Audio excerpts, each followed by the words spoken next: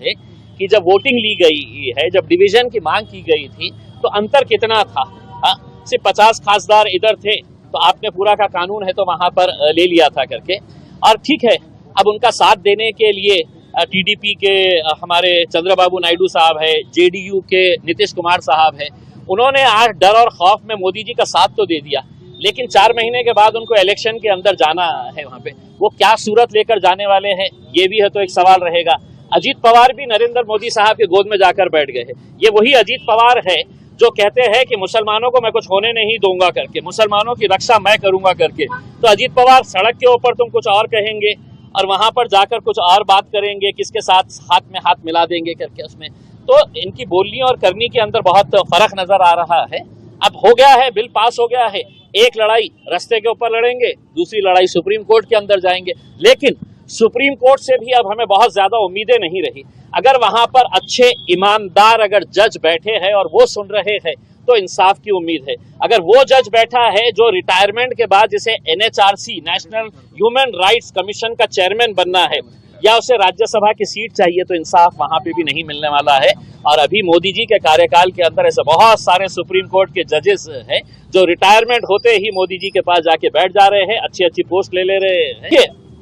ये मुसलमानों की जमीनें थी, मुसलमानों की जायदादें थी। इसमें आज हमारे को जो खतरा हमारे ऊपर मंडला रहा है, इसमें ऑलरेडी पेपर के ऊपर आपको हजारों एकड़ जमीन नजर आ रही है।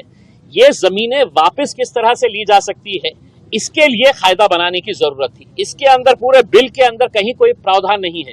आपको ताज्जुब होगा अगर कोई मुतवल्ली पहले वक्फ की जमीन को बेचता है, वक्फ की जमीन को पहले बेचता है तो 2 साल की सजा और नॉन बेलेबल ऑफेंस था।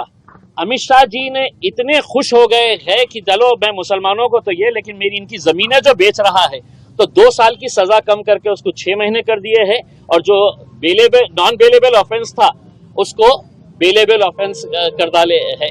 तो यानी कि आप इससे समझिए, अगर आपको सही मानों में मुसलमानों की अगर मदद करना था तो आपने इस कानून को सख्त बनाना था।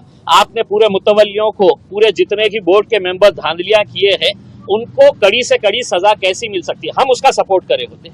लेकिन आपने उसको ना करते हुए उनको ये कहा है कि भैया अब तुम बेचो, जो भी बेचने का है, 6 महीने रहेंगे ज्यादा से ज्यादा बाहर निकल जाने का। और करोड़ों रुपये की जमीन है, आप नासिक की जमीन ले लीजिएगा, आप औरंगाबाद के पूरी जालना रोड ले लीजिएगा, उसमें ये पूरा कैलाश पेट्रोल पंप, ये वो जितना भी है, ये किसकी जमीन के ऊपर है। नारेगांव के अंदर 80 एकड़ जमीन है, पूरी की पूरी जमीन है तो आपने विवादास्पद कर दी है। अब कलेक्टर साहब बैठेंगे और बोलेंगे कि नहीं ये सरकारी जमीन है करके, और कलेक्टर साहब कैसा बोलेंगे, या